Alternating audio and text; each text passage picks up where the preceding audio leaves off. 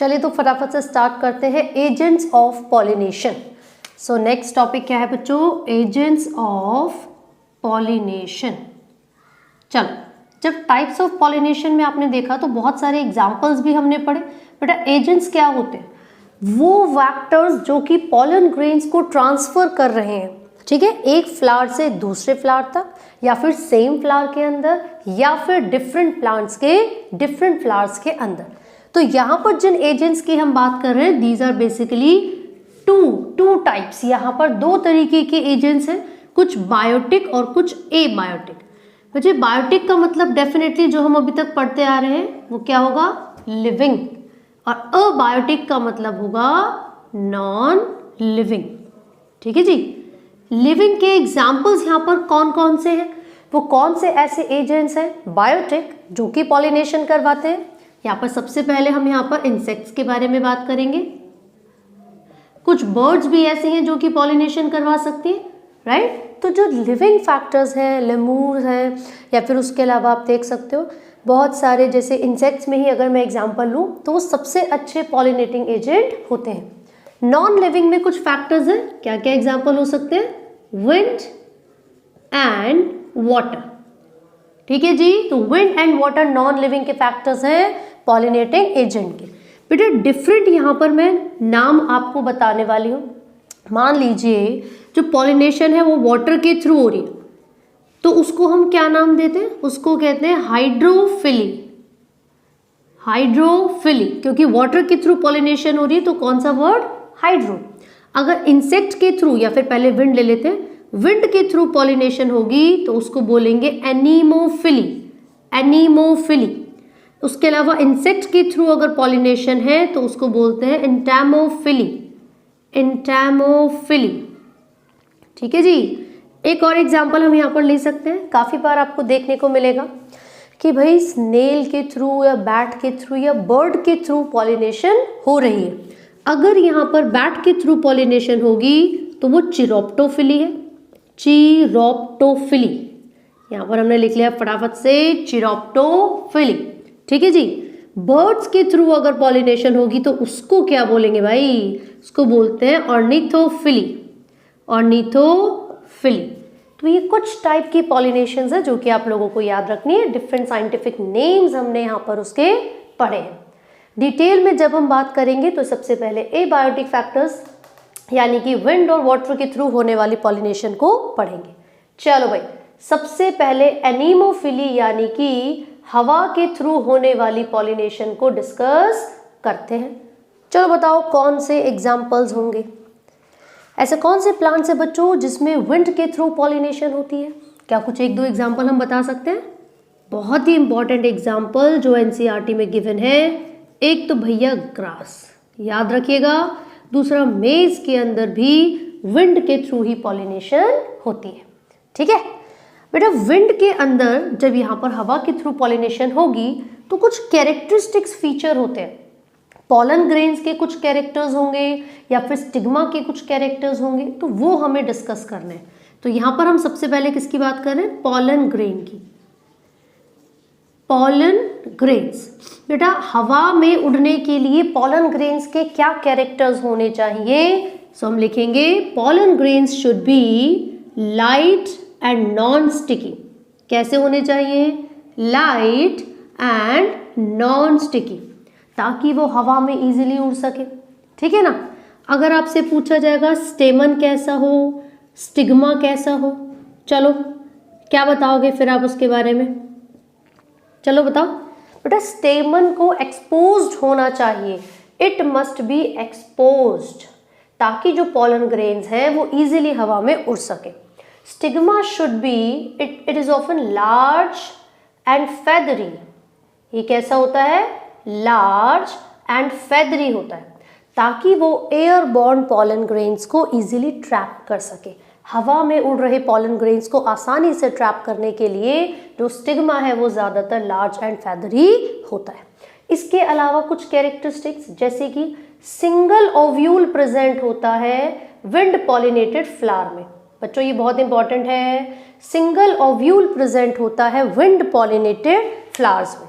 इसके अलावा एक और चीज़ मैं आपको बता दूं, कि यहाँ पर क्या होगा बेटा, हमेशा जब भी आप ऑब्जर्व करोगे तो जो फ्लावर्स होते हैं, these flowers are packed into an inflorescence.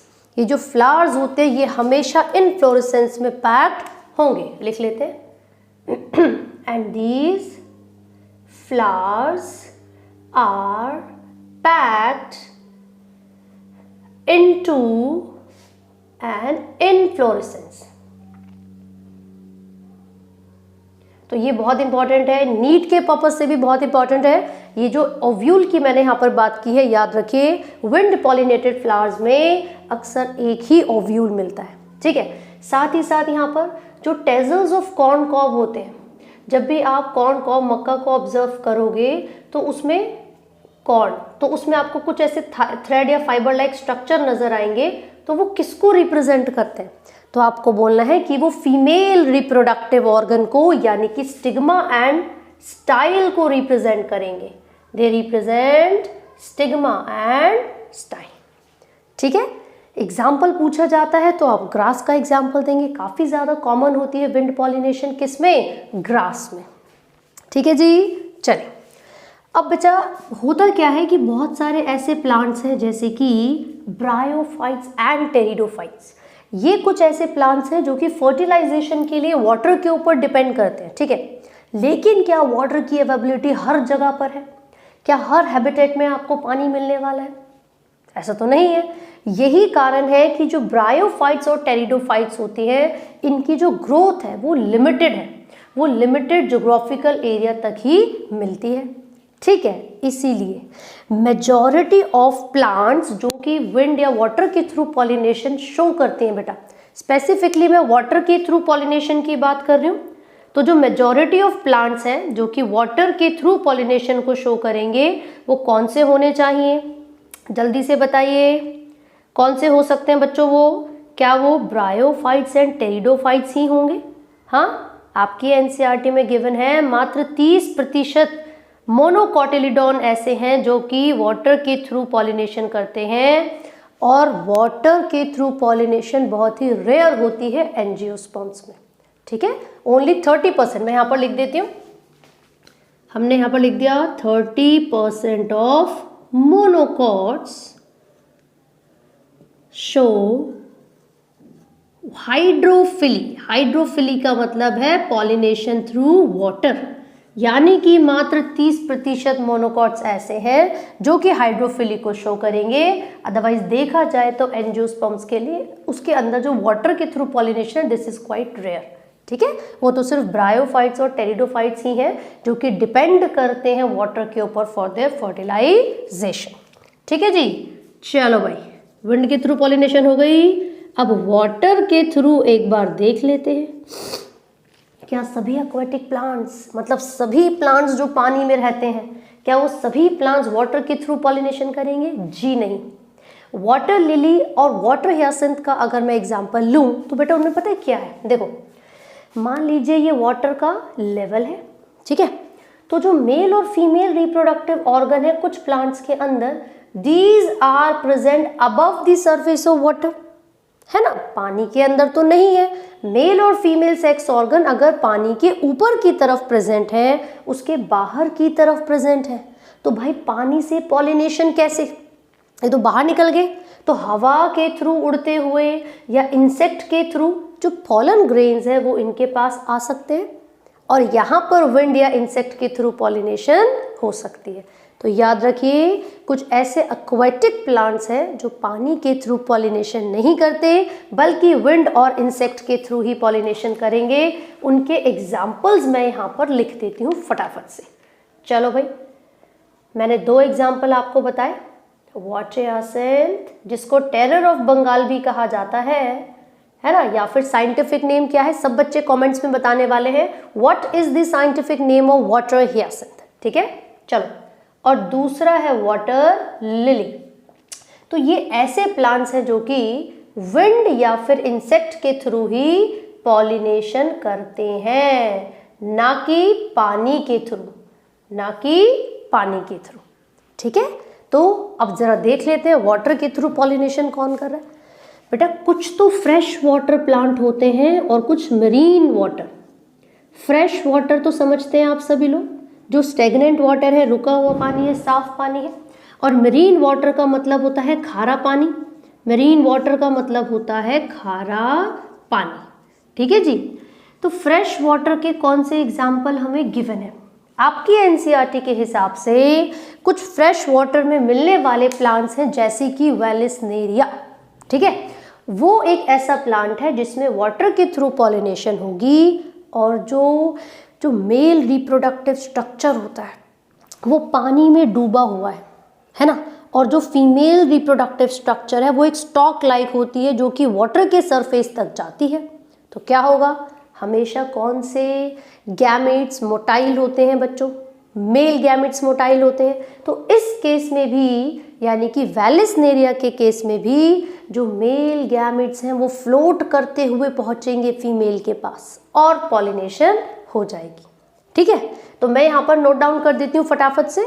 हम किसकी बात कर रहे हैं बच्चों? वाटर पॉलिनेशन, यानी कि हाइड्रोफिली की बात कर रहे हैं, जिसमें फ्रेश वाटर के कुछ एग्जाम्पल आपको दिए हैं। क्या क्या एग्जाम्पल थे? वेलिस्नेरिया, और एक और एग्जाम्पल हम ले सकते हैं हाइड्रेला। ठीक है, मरीन वाटर का अगर एग्जाम्पल लेंगे तो सी ग्रासेस यानी कि ज़ोस्टेरा होता है। ठीक है बच्चों, लिख देते हैं फटाफट से एग्जाम्पल्स। वेलिस्नेरिया, और दूसरा एग्जाम्पल क्या बताया? हाइड्रेला।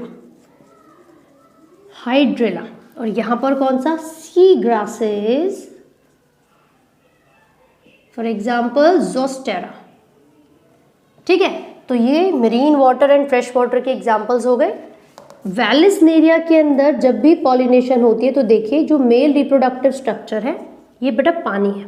ठीक है जी, और पानी का जो सरफेस है यहाँ तक, ये फीमेल रिप्रोडक्टिव स्ट्रक्चर है, लाइक दिस। राइट, तो क्या होगा, जो मेल गैमेट्स हैं, यानी कि जो मेल गैमेटोफाइट पॉलन ग्रेन्स हैं, वो यहाँ से फ्लोट करते हुए जाएंगे फीमेल के माउथ के पास और पॉलिनेशन हो जाएगी। तो अगर कोई आपसे क्वेश्चन पूछता है कि क्या खासियत है, क्या कैरेक्टरिस्टिक फीचर है पॉलन ग्रेन्स की, वो भी एक्वेटिक प्लांट में, तो आप क्या बताएंगे? आप बताएंगे कि पानी के थ्रू जब पॉलिनेशन होती है तो उनके pollen grains long and ribbon like होते हैं। कैसे होते हैं बच्चों? Long and ribbon like. Look at this, the pollen grains are long and ribbon like. उनको पानी में भीगने से बचाने के लिए, फ्रॉम गेटिंग वेट, एक प्रोटेक्टिव शीट, एक कवरिंग यहाँ पर प्रेजेंट होती है, जिसको म्यूसिलाजिनस शीट कहा जाता है। ठीक है, they also have mucilaginous sheet. Mucilaginous sheet, ये इनको किस चीज से प्रोटेक्ट कर रही है? ये प्रोटेक्ट करती है from getting wait. Protect from getting wait, ये आप लोगों को याद रखना है कि जो पॉलन ग्रेन्स है लॉन्ग एंड रिबन लाइक है, साथ ही साथ एक म्यूसिलाजिनस शीट इनके पास प्रेजेंट होती है। अगला एक बहुत ही इंपॉर्टेंट क्वेश्चन जो पूछा जाता है, बेटा जो पॉलन ग्रेन्स की मूवमेंट है, जो पॉलन ग्रेन्स है मोटाइल है, आप कह रहे हो फ्लोट करते हुए जा रहे हैं, कैसे फ्लोट करते हैं? बहुत ही important question. The pollen grains float passively. Pollen grains float passively, ये बहुत ही इंपॉर्टेंट क्वेश्चन है जो कि नीट में आप लोगों से पूछा जा सकता है। ठीक है जी, यहाँ पर क्या प्रेजेंट था? म्यूसिलाजिनस शीट प्रेजेंट थी, प्रोटेक्टिव इन नेचर होती है। पॉलन ग्रेन्स पैसिवली फ्लोट करते हैं वाटर करंट में और ऐसे ही ट्रेवल करते हुए फीमेल के पास जाएंगे। तो ये तो वेलिस्नेरिया की बात है। लेकिन अगर सी ग्रास यानी कि ज़ूस्टेरा की बात करोगे तो मैं यहाँ पर लिख देती हूँ बेटा, ये मेल है और ये है फीमेल। ठीक है, लेकिन ज़ूस्टेरा में ऑपोजिट होता है। जो फीमेल होती है वो सबमर्ज होती है, यानी कि डूबी हुई होती है, जबकि जो मेल है वो वाटर के सरफेस तक जाता है, ये मेल है। ठीक है, लेकिन क्या बात है, जो मेल गैमेट्स है वो भी ट्रेवल करते हुए इधर ही जाने वाला है। इस बार जो डायरेक्शन है वो क्या हो गई? रिवर्स हो गई। ठीक है, लेकिन अभी भी वो फ्लो करेगा वाटर करंट के साथ साथ। चलो भाई, एक बार स्क्रीनशॉट ले लिया जाए। कम ऑन एवरीबॉडी, विंड और वाटर के थ्रू जब भी पॉलिनेशन होती है तो कभी भी फ्लावर्स ज़्यादा कलरफुल नहीं आते हैं, नेक्टर प्रोड्यूस नहीं करते हैं। और साथ ही साथ मैं बता दूं, जब भी यहाँ पर बात की जाएगी ओव्यूल की तो सिंगल ही ओव्यूल प्रेजेंट होगा। ठीक है, तो यहाँ पर क्या क्या चीज़ें हमने देखी हैं सब आपको याद करना पड़ेगा बेटा। यहाँ पर जो जो चीज़ें हमने देखी हैं वो सब आपको याद करनी पड़ेंगी। स्पेशली जिन चीज़ों पर मैंने अंडरलाइन किया हुआ है वो तो आपको याद करना ही है ना। जैसे कि पॉलन ग्रेन्स कैसे लॉन्ग रिबन लाइक कैसे फ्लोट कर रहे हैं, पैसिवली फ्लोट कर रहे हैं। कैसे फ्लोट कर रहे हैं, पैसिवली। क्या एग्जाम्पल है विंड पॉलिनेशन का, ग्रास सबसे इंपॉर्टेंट। टेजल्स ऑफ कॉर्नकॉब किसको रिप्रेजेंट करते हैं, स्टिग्मा एंड स्टाइल को। ठीक है बच्चों, चलिए मैं इसको रब कर रही हूँ। अब मैं आपको कुछ डिफरेंस बताने वाली हूँ ऐसे फ्लावर्स में जो विंड पॉलिनेशन से आते हैं और ऐसे फ्लावर्स में जो इंसेक्ट पॉलिनेशन से आएंगे। चलो भाई, लेट मी रब इट। अच्छा, होता क्या है जब भी सिंगल एक क्वेश्चन आपसे पूछा जा रहा है 2 नंबर में, जैसे कि सीबीएसई बोर्ड्स वालों से पूछ लेते हैं, तो उसमें क्या होता है आपको टू द पॉइंट आंसर लिखना है। लेकिन अगर 2 मार्क्स का कोई क्वेश्चन है तो कोशिश ये करना बच्चों कम से कम 3 से 4 पॉइंट्स आप वहां पर लिख कर आए।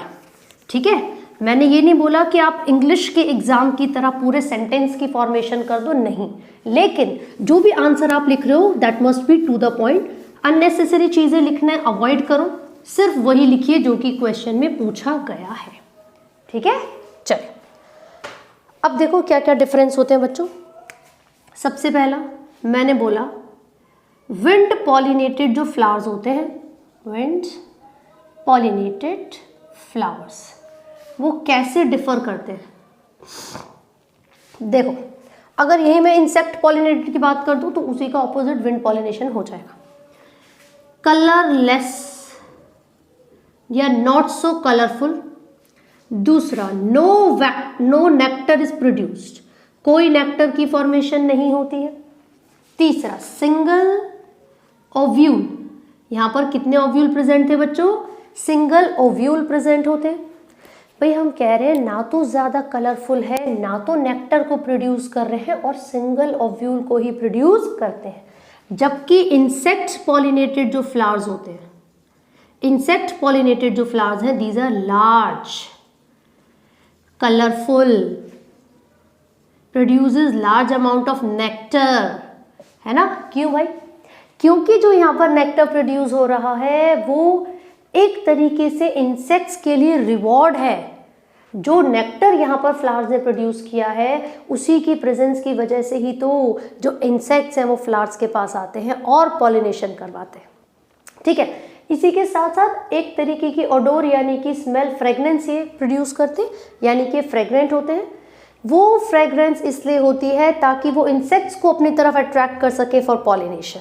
ठीक है, तो बेटा लार्ज है, कलरफुल है, रिच इन नेक्टर है, फ्रेगरेंस इनके पास होती है, एंड दीज आर, जो भी नंबर ऑफ फ्लावर्स होंगे, these are clustered into an inflorescence to make them inconspicuous. लिख लेते हैं, flowers are clustered into an inflorescence to make them inconspicuous। तो आप ये टर्म्स, ये जो लाइंस में लिखवा रही हूँ, ये सबसे इंपॉर्टेंट लाइंस है बेटा। नीट में भी ना क्वेश्चन जब पूछे जाते हैं which of the following is correct, which of the following is incorrect, वहां बैंड बचती है। तो स्टेटमेंट्स आपको एज इट इज याद होनी चाहिए जो कि आपकी एनसीईआरटी में गिवन है। ठीक है, आप याद रखेंगे जो नेक्टर्स हैं और पॉलन ग्रेन्स हैं वो फ्लोरल रिवॉर्ड्स होते हैं। ये दिए जाते हैं किसको, ये उन इंसेक्ट्स को दिए जाते हैं जो कि इन फ्लावर्स में पॉलिनेशन करवाने आते हैं। तो क्या होते हैं, रिवॉर्ड्स। पॉलन रिवॉर्ड्स क्या क्या है, तो एक तो बोला हमने पॉलन ग्रेन और दूसरा नेक्टर। दूसरा क्या है भाई साहब, नेक्टर। ठीक है, अब यहीं पर आप बहुत सारे अलग अलग इंटरैक्शन देखोगे।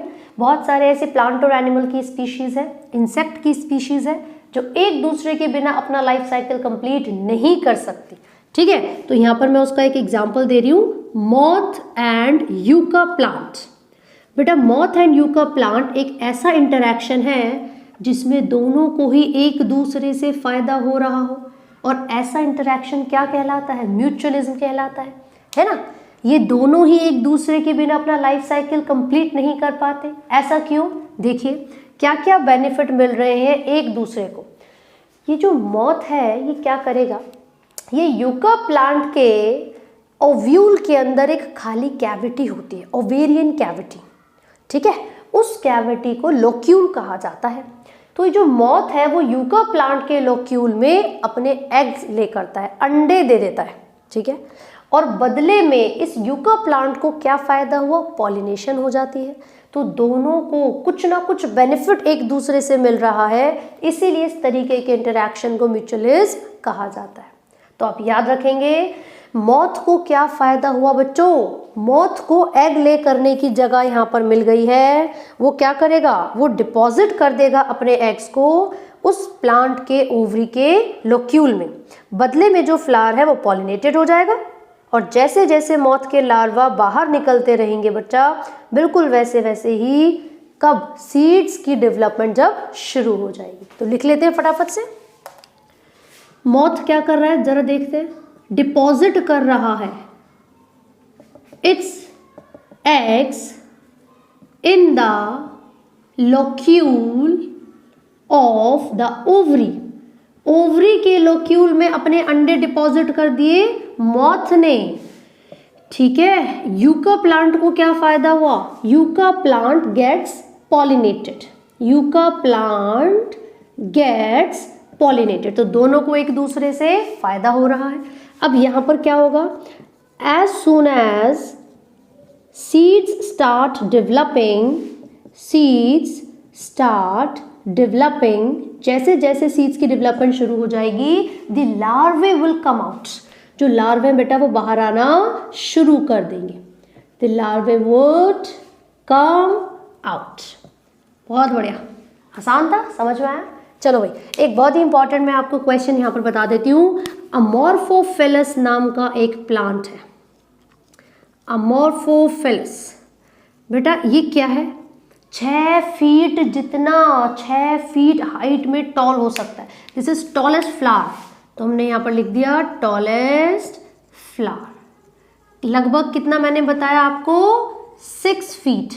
टॉलेस्ट फ्लावर मैंने बोला, और लगभग कितना मैंने आपको बताया बच्चों? 6 फीट मैंने आपको यहाँ पर बताया है। तो जो अमोर्फोफिलस है वो एक ऐसा फ्लावर है जो लगभग 6 फीट इन हाइट होता है। ठीक है, तो कुछ स्पीशीज को अंडे देने के लिए बहुत ही बढ़िया जगह मिल जाती है। जब वो टॉलेस्ट फ्लावर है तो कितनी मस्त जगह उनको मिली होगी। तो ये अमोर्फोफिलस। क्लियर हो गई बात? आगे बढ़ते हैं। अब हम यहाँ पर बात करेंगे बच्चों, बेसिकली एक दो चीज़ें आपको देखनी है। कई बार ऐसा होता है कि जो पॉलिनेशन है वो सेम फ्लावर में हो रही है बार बार। अरे भैया क्रॉस पॉलिनेशन हो ही नहीं रही, कॉन्टिन्यूसली सेल्फ पॉलिनेशन चलती जा रही है। तो अगर किसी स्पीशीज में लगातार सेल्फ पॉलिनेशन चलती रहेगी तो एक समय ऐसा आएगा कि इनब्रीडिंग डिप्रेशन आ जाएगा। अब ये इनब्रीडिंग डिप्रेशन क्या है? देखो, कॉन्टिन्यूसली सेल्फ पॉलिनेशन करवाने के बाद जो प्रोडक्टिविटी होती है ना, और जो उनकी फर्टिलाइजिंग कैपेसिटी होती है वो रिड्यूस करने लग जाती है, क्योंकि कोई वेरिएशंस नहीं आ रही है। बार बार एक ही कैरेक्टर, एक ही ट्रेट बार बार आपको उस कैटेगरी में, उस प्लांट में नज़र आएगा। प्योर ब्रीड आपने बना लिया, होमोजाइगोसिटी यहाँ पर डेवलप हो चुकी है, बट क्योंकि यहाँ कोई वेरिएशन नहीं आई, इसी कारण से एक ऐसी कंडीशन आ जाती है जिससे प्रोडक्टिविटी डिक्रीज हो जाती है, यील्ड जो प्रोडक्शन है वो कम हो जाती है, और उसी कंडीशन को कहा जाता है इनब्रीडिंग डिप्रेशन। ठीक है, चलिए, तो कॉन्टिन्यूस अगर हम क्या करवाते रहेंगे? Self pollination, continuous self pollination, continuous self pollination leads to inbreeding depression. लगातार सेल्फ पॉलिनेशन होती है तो उससे क्या हो जाता है? इनब्रीडिंग डिप्रेशन हो जाता है। It leads to inbreeding depression, यानी कि जो प्रोडक्टिविटी है, जो यील्ड है वो रिड्यूस हो जाती है। ठीक है, तो यहाँ पर लिख लेते हैं यील्ड। यील्ड क्या हो चुकी है, रिड्यूस्ड हो चुकी है, जो प्रोडक्टिविटी है वो कम हो चुकी है, यानी कि डिक्रीज हो चुकी है। तो बेटा प्लांट्स भी कम नहीं होते, बड़े चालाक होते हैं। सेल्फ पॉलिनेशन को रोकने के लिए बहुत सारे अलग अलग तरीके अपनाते हैं, जिनको कहा जाता है आउट ब्रीडिंग डिवाइस। यानी कि फ्लावरिंग प्लांट्स ने सेल्फ पॉलिनेशन को डिस्करेज करने के लिए, फ्लावरिंग प्लांट्स ने इन ब्रीडिंग डिप्रेशन से अपने आप को बचाने के लिए कुछ मेथड्स को डेवलप किया है, and those methods are called out breeding device. क्या बोलते हैं बच्चों उसको, out breeding device, out breeding device. क्या मतलब है आउट ब्रीडिंग डिवाइस का, the methods which are developed by flowering plants to discourage self pollination। बेटा सेल्फ पॉलिनेशन को डिस्करेज करने के लिए जो मेथड्स फ्लावरिंग प्लांट्स ने डेवलप किए हैं उन्हीं को कहते हैं आउट ब्रीडिंग डिवाइस। सबसे पहला मेथड चला के देखना, ये जो फ्लावरिंग प्लांट्स होते हैं जो हर्माफ्रोडाइट है, बाइसेक्सुअल है, उन्होंने सोचा भाई यार हम तो बार बार सेल्फ पॉलिनेशन कर रहे हैं, वेरिएशन तो आ नहीं रही, फायदा क्या है, फायदा चाहिए अपन को। तो उन्होंने क्या किया, सबसे पहला जो बदलाव वो लेकर आए, सबसे पहला जो आउटब्रीडिंग डिवाइस है बच्चों, उसमें हम बात करते हैं कि भैया जो मेल और फीमेल सेक्स ऑर्गन है उनकी जो पोजीशन है ना वो दूर दूर की जाए, ठीक है। यानी कि anther and stigma should be placed far from each other, far from each other। जो मेल और फीमेल सेक्स ऑर्गन है एक दूसरे से दूरी पर प्रेजेंट हो, ठीक है, एक दूसरे से दूरी पर प्रेजेंट हो। Male and female sex organ should be placed far from each other. दूसरा point, no synchronisation. No synchronisation का मतलब है जिस समय पॉलन रिलीज हुआ है उस समय स्टिग्मा रिसेप्टिव ही ना हो। मतलब पॉलन ग्रेन रिलीज हो गया, उसी समय अगर स्टिग्मा पॉलन ग्रेन्स को एक्सेप्ट कर लेता तो बेटा सेल्फ पॉलिनेशन हो जाती है ना। तो इतनी चालाकी इन्होंने दिखाई कि टाइमिंग सेम नहीं है पॉलन रिलीज का एंड स्टिग्मा रिसेप्टिविटी का, ठीक है। Different timings of pollen release and stigma receptivity. तो याद रखिए पॉलन या तो पहले रिलीज हो जाएगा या फिर स्टिग्मा पहले रिसेप्टिव हो जाएगा, दोनों अलग अलग समय पर होंगे। नेक्स्ट थर्ड क्या है बच्चों, थर्ड को कहते हैं सेल्फ इनकम्पैटिबिलिटी। सेल्फ इनकम्पैटिबिलिटी भैया इसका मतलब क्या है, इसका मतलब ये है अपनी ही ब्रीड के पॉलन ग्रेन्स के साथ हमारी नहीं बनने वाली। यानी कि देखो बेटा ये एक जेनेटिक मैकेनिज्म है, एक ऐसा मैकेनिज्म जिसमें स्टिग्मा सेम ब्रीड के पॉलन ग्रेन्स को रिजेक्ट कर देती, कहते नहीं भैया मुझे बदलाव चाहिए, आई वॉन्ट चेंजेस, वेरिएशन।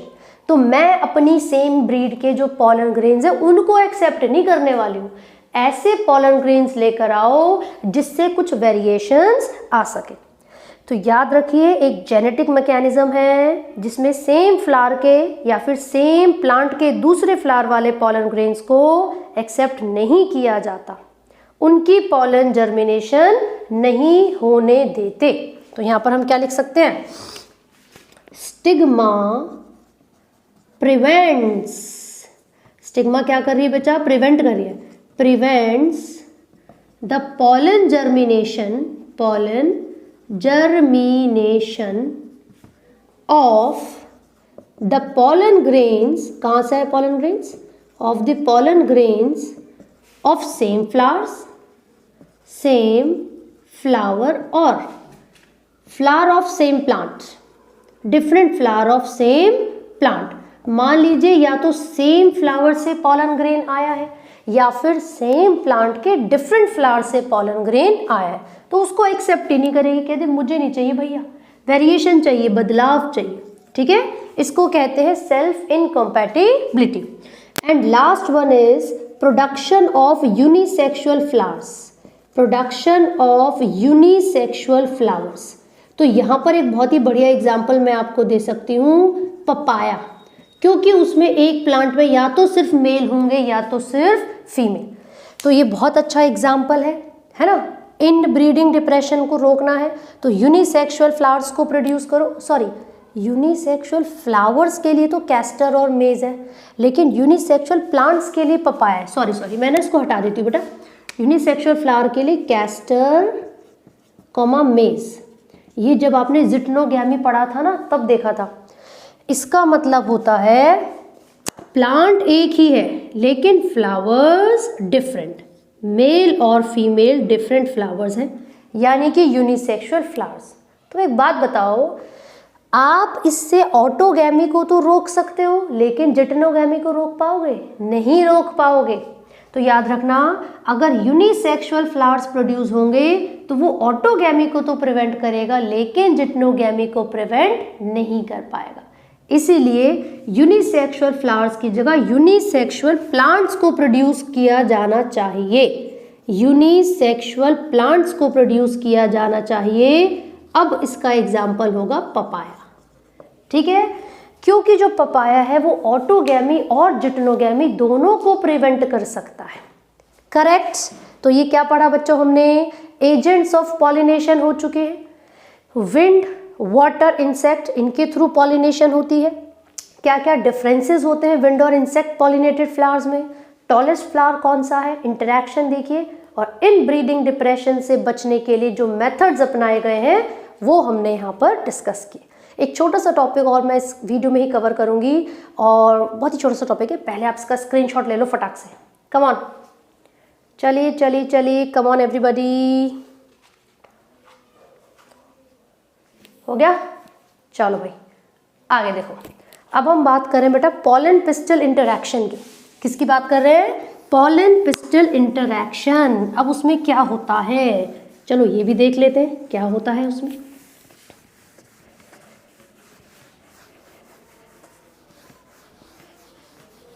देखो भाई, जो पॉलन ग्रेन्स होते हैं, जैसे ही वो हवा, पानी या इंसेक्ट के थ्रू किसी भी एक स्टिग्मा के पास पहुंचेंगे तो ज़रूरी थोड़ी है कि वो स्टिग्मा उसको एक्सेप्ट कर ले।